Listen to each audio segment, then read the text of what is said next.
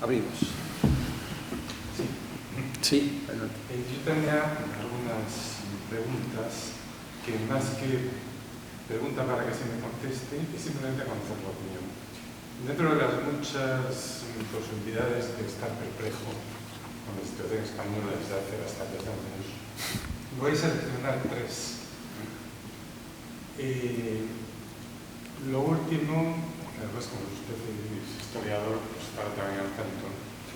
En Cataluña existe una cosa que se llama Instituto para la Nueva Historia. Sí. Entonces, yo me enteré con gran sorpresa de que Cervantes era catalán. Sí. Y Santa Teresa de Jesús también. También era catalán, y que no será de Tormes, sino de Tormos, que es un río de Valencia. Con lo cual, cuando nosotros creemos que las aventuras que le suceden a Lázaro van de Salamanca a Toledo, resulta que no, que van de Castellón a Londres. Y que Cristóbal Colón pudiera ser catalán, ya sabemos que hubo antes ya gente que lo decía. Sí.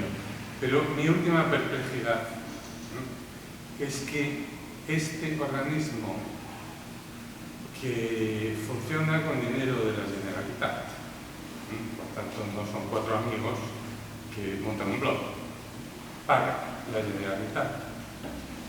Lo último es que Desiderio Erasmo de Rotterdam también era catalán. Sí, bueno, perdón, lo último no es eso, lo último es que Leonardo da Vinci era catalán. También, no, es anterior, yo creo que es anterior lo de Leonardo da Vinci. Porque no era da Vinci, era de Vic. Efectivamente. Bueno, esto es algo. Bueno, esa es una de mis perplejidades, entonces yo quería un comentario sobre este tipo de situación.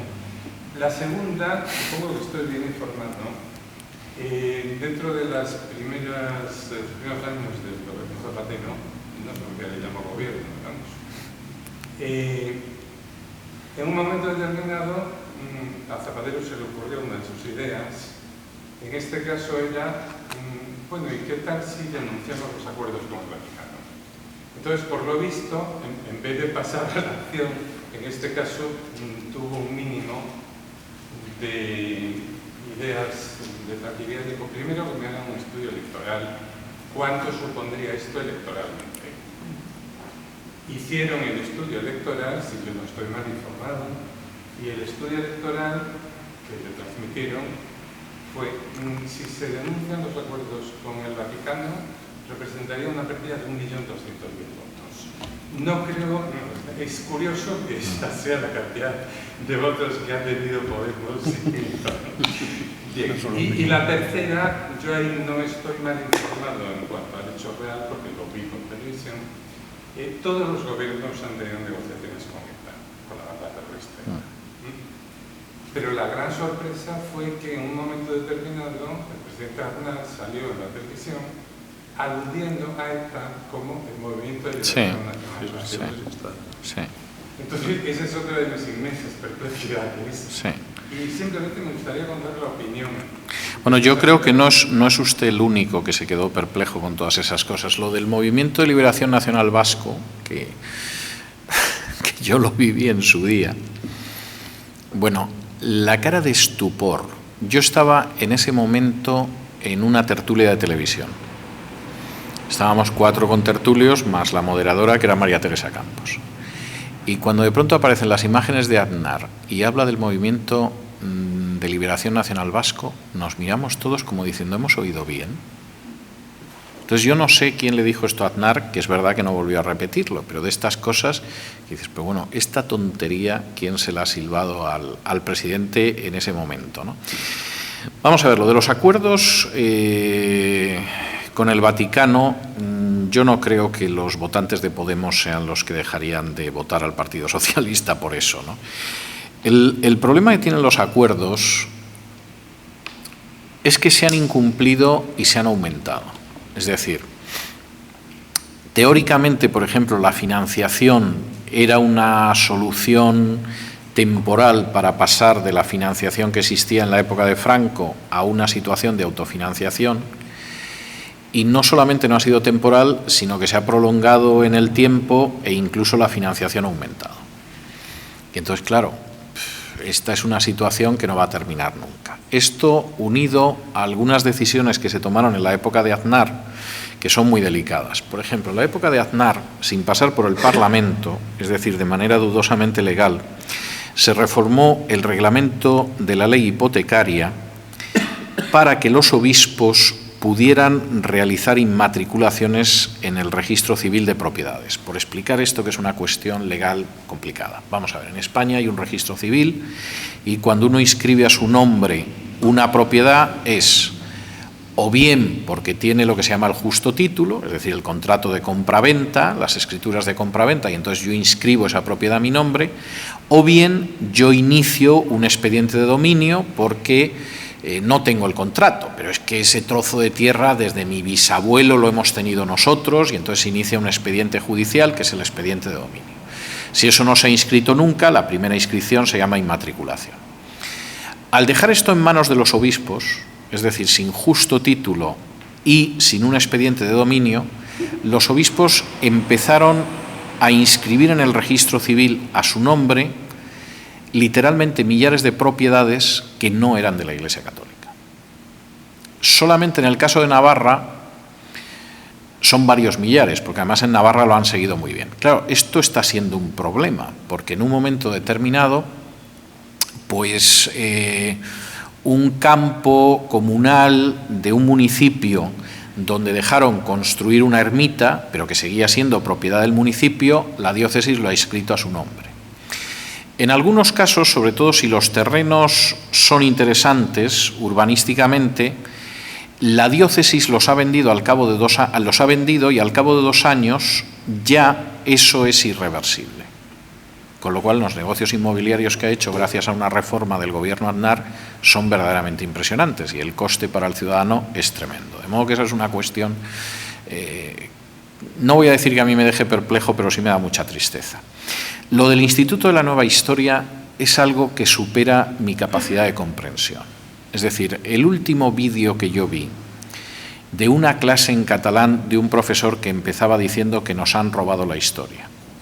Y empezaba diciendo que Tartesos estaba en Tortosa, es decir, Tartesos, que estaba localizado en Sevilla, cerca del Guadalquivir, es decir, en la otra punta del mapa de España, para los que no conozcan muy bien la geografía española, que además es un lugar a donde huían, entre otros, los exiliados políticos de 10 siglos antes de Cristo, es decir, por ejemplo, el profeta Jonás decidió marcharse a Tarsis, que era Tartesos, porque ya se le acababa el mapa, es decir, más allá de eso, en el Mediterráneo ya no había nada, etc.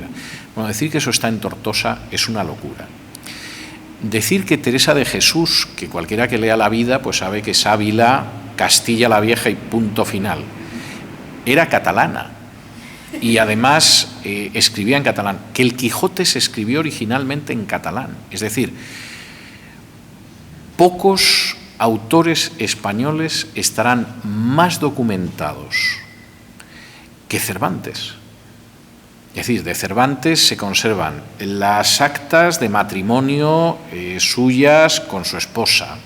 Los personajes del Quijote se sabe que están sacados de registros parroquiales de Esquivias, porque yo trabajé en ello cuando estuve trabajando en mi diccionario del Quijote, y incluso hay gente que hasta los personajes del Quijote los ha ido identificando, porque Cervantes era un personaje de fino humor que hablaba de parientes. Es decir, el propio Quijote pues era un pariente de su mujer con el que parece que no se llevaba muy bien, etcétera, etcétera, ¿no? Pero toda esta gente está localizada en la zona de Ciudad Real, Toledo y poco más. Bueno, pues no, resulta que era catalán y se escribió en catalán. Que es complicado, de verdad, ¿eh? Es verdaderamente complicado.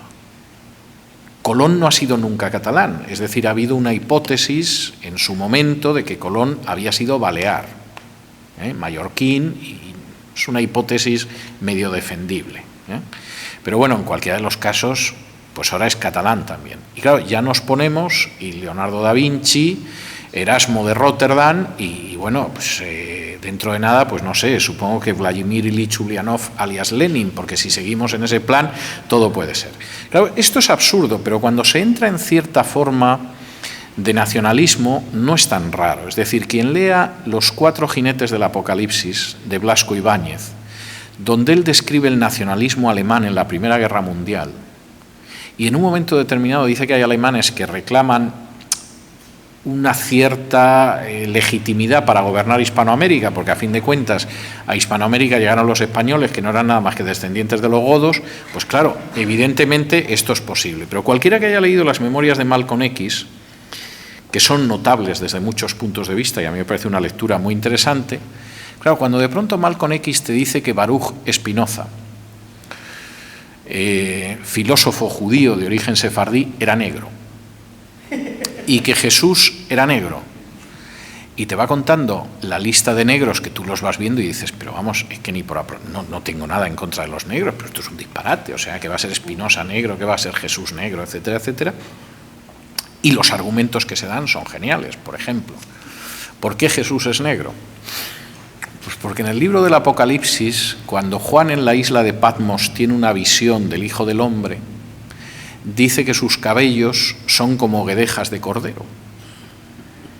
¿Y quién tiene el pelo como guedejas de cordero más que los negros? Vamos, el argumento es de una solidez absolutamente imposible de negar. Pues claro, yo le iba viendo a este hombre y Teresa de Jesús y Cervantes y todo lo demás, y yo decía, bueno, esta gente ha perdido la cabeza. El día menos pensado... Bueno, perdón, y hay antecedentes peores, porque el nacionalismo catalán de la época anterior a la República medía las cabezas.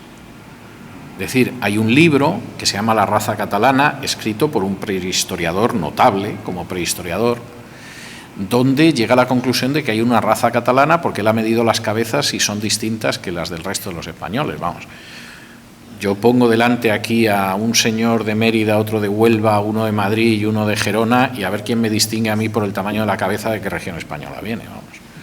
Es posible que Cristina Kirchner sea catalana. O entre otras cosas porque ha creado un instituto de la historia real, y acaba de crear una secretaría en el Ministerio de Cultura que se llama Coordinación Estratégica para el Pensamiento Nacional. Ayer estaba viendo una película que era muy graciosa y, en fin, era bastante más profunda de lo que parecía ser. Era una comedia, pero era mucho más profunda, aparte de que era muy graciosa, mucho más profunda de lo que parecía. Y entonces aparecía un senador por Vermont que llevaba a cabo una campaña antitabaco y en un momento determinado había decidido cambiar las películas de Hollywood donde aparecían actores fumando. Entonces se veía como a Humphrey Bogart pues le habían quitado un cigarrillo de la mano y le habían puesto un caramelo. A Bette Davis le habían puesto un molinillo de aire, etcétera, y entonces lo habían ido cambiando, ¿no? Entonces una periodista le dice, ¿pero está usted cambiando la historia? Y dice, no, la estoy mejorando. Sí. Perdón. ¿Cree usted que una supuesta coalición de los partidos de izquierda en España, donde está incluido Podemos pudiera llegar a dominar esa coalición? Bueno, vamos a ver, si hay una coalición de izquierdas en España y está incluida Podemos controla esa coalición. Y la va a controlar porque sería el único partido de izquierdas que podría controlar la calle. Déjeme contarle una anécdota porque esto es muy significativo. Es decir, la izquierda piensa que por ser izquierda controla la calle y eso es una ridiculez. Por ejemplo, una de las cosas que en la etapa de Federico y mía en COPE tenía muy desconcertada la izquierda era cómo podíamos sacar 1 millón o 2 millones de personas a la calle en una manifestación. Yo todavía me lo pregunto, o sea que comprendo que ellos se desconcertaran, pero no podían entender eso. Es decir, cómo es posible que fuerzas que no son de izquierdas saquen a la gente a la calle. En esa época se produce un incidente en el cual es apuñalado un muchacho que pertenecía a un grupo de extrema izquierda. Y, lógicamente, los partidos de izquierdas quieren capitalizar la irritación de los grupos antisistema saliendo a la calle y, supuestamente, siendo miembros del Partido Comunista y del Partido Socialista los que vayan llevando el cartel y mostrando que ellos son los que dirigen la izquierda.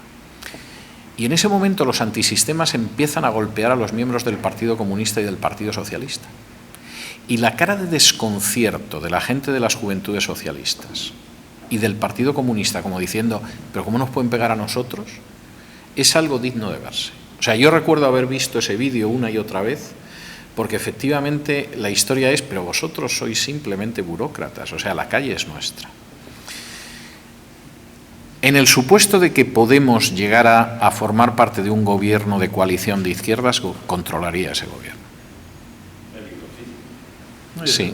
Yo creo además que se está produciendo un fenómeno muy curioso, que es que Izquierda Unida rápidamente el otro día se sacó un líder juvenil de la manga que se llama Alberto Garzón como sucesor del actual líder, que es un señor que se llama Cayo Lara, que debe tener ya sus 60 y tantos, sí. 60 y tantos, ya está buscando un clon de Pablo Iglesias, y el Partido Socialista se ha ido a unas primarias en las que dos de los candidatos también juegan un factor generacional y programático muy Podemos. Yo creo que al final vamos a ver pequeños podemitos clonados en todos los partidos de izquierdas, porque ese mensaje, digamos que ha calado en el electorado y ahora todo el mundo se va a pelear por ese. Espero que los partidos de derecha no se... No veo yo al aparato del Partido Popular dejando que lo desplacen, ¿no? Lo están haciendo. Sí, adelante.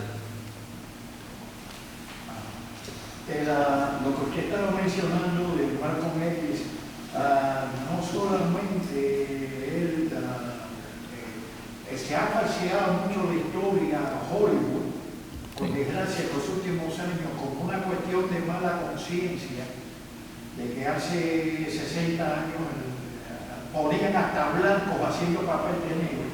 Ahora, por desgracia, al revés. Hay una película que hubiera sido excelente para darle 100 puntos, que es la versión nueva de la leyenda griega en Jasón y los Argonautas. Grandes actores, Blandañeros, etc.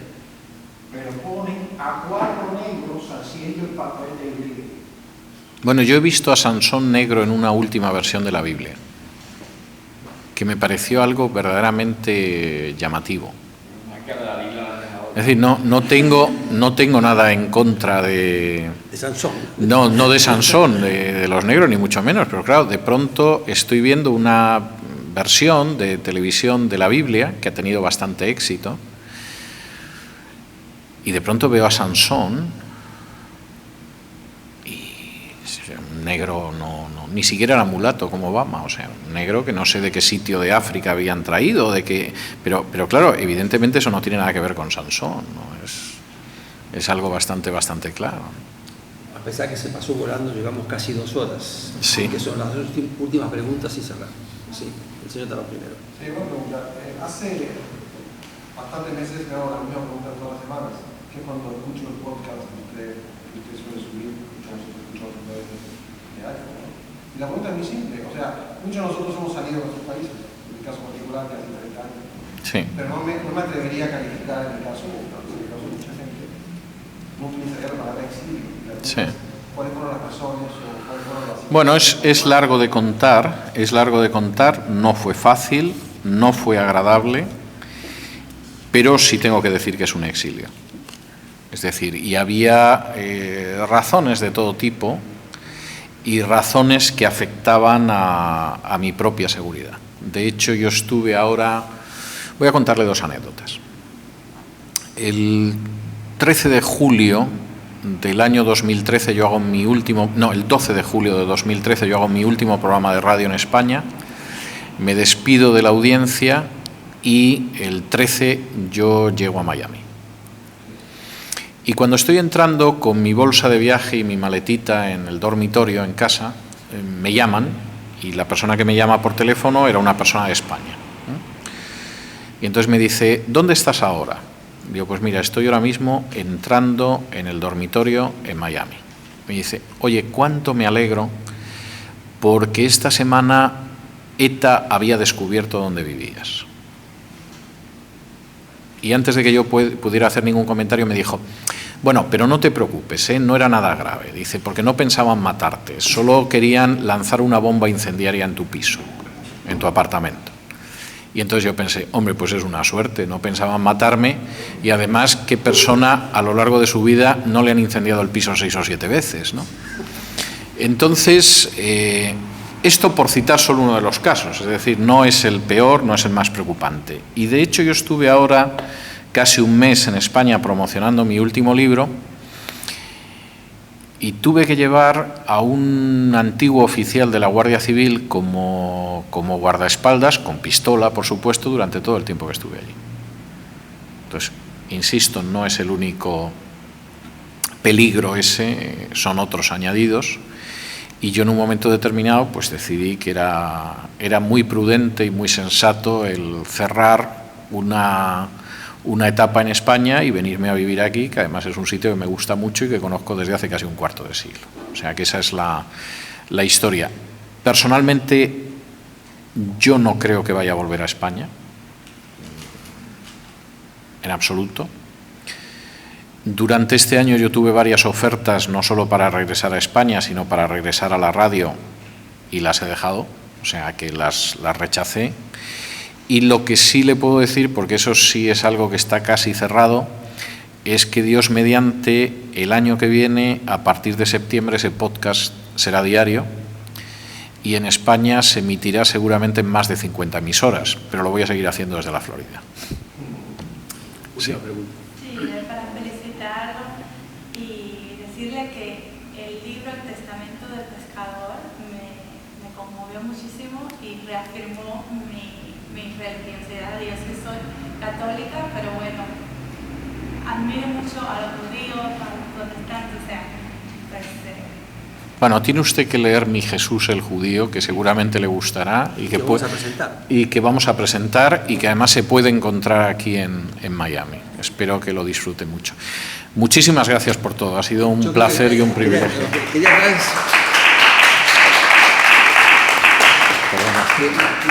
A raíz de que cuando mucha gente me llamó por teléfono entre ayer y hoy, viendo que se superponía con el fútbol, y me hicieron una pregunta concreta.